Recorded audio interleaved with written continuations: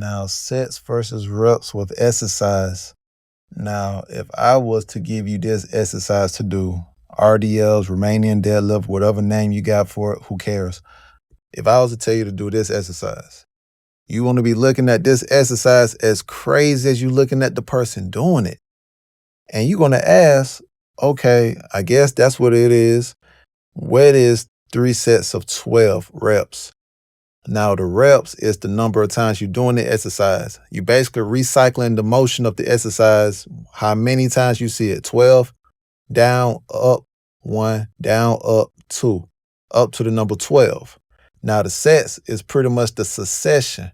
It's a succession. So you're basically looking at a group of 12 reps that you just did. You got 3. So you got 3 groups.